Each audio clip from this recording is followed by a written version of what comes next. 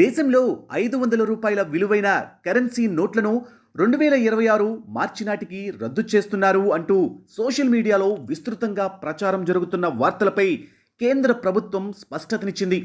ఈ వార్తలు పూర్తిగా అవాస్తవమని, ప్రజలు ఆందోళన చెందాల్సిన అవసరం లేదని ప్రెస్ ఇన్ఫర్మేషన్ బ్యూరో PIB తేల్చి చెప్పింది.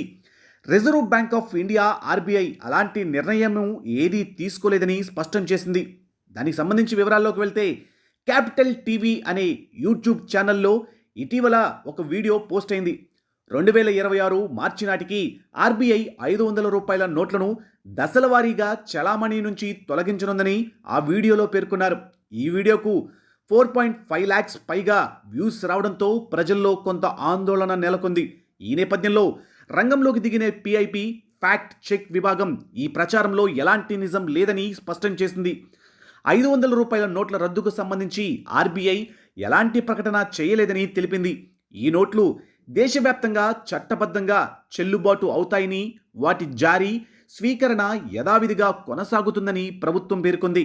ఈ వదంతులపై మరింత లోతుగా పరిశీలించగా RBI అధికారిక వెబ్సైట్లో కానీ, ఇతర విశ్వసనీయ వార్తా సంస్థల ద్వారా కానీ 500 రూపాయల నోట్ల రద్దుకు సంబంధించిన ఎలాంటి సమాచారం లేదని తేలింది. PIB తన సోషల్ మీడియా ఖాతాల ద్వారా ఈ వైరల్ క్లెయిమ్ను పూర్తిగా అబద్ధం అని ప్రకటించింది. అయితే ఈ గందరగోళానికి 2025 ఏప్రిల్లో RBI జారీ చేసిన ఒక సర్క్యులర్ కారణమై ఉండవచ్చని భావిస్తున్నారు. ఆ సర్క్యులర్ ప్రకారం బ్యాంకులు వైట్ లేబుల్ ATM ఆపరేటర్లను తమ ATMల ద్వారా 100 రూపాయలు, 200 రూపాయల విలువైన నోట్ల చలామణిని పెంచాలని RBI ఆదేశించింది. 2025 సెప్టెంబర్ 30 నాటికి మొత్తం ATMలలో 75%, 2026 మార్చి 31 నాటికి 90% ATMలలో కనీసం ఒక క్యాసెట్ నుంచి 100 రూపాయలు లేదా 200 రూపాయల నోట్లు పంపిణీ చేయాలని లక్ష్యంగా నిర్దేశించింది.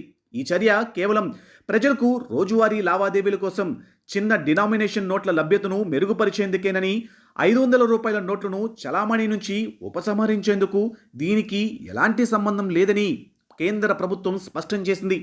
కరెన్సీ విషయాలపై వచ్చే తప్పుడు సమాచారాన్ని నమ్మవద్దని కరెన్సీ విషయాలపై వచ్చే తప్పుడు సమాచారాన్ని నమ్మవద్దని RBI మరియు ప్రభుత్వ అధికారిక ప్రకటనలపై మాత్రమే ఆధారపడాలని అధికారులు ప్రజలకు విజ్ఞప్తి చేస్తున్నారు.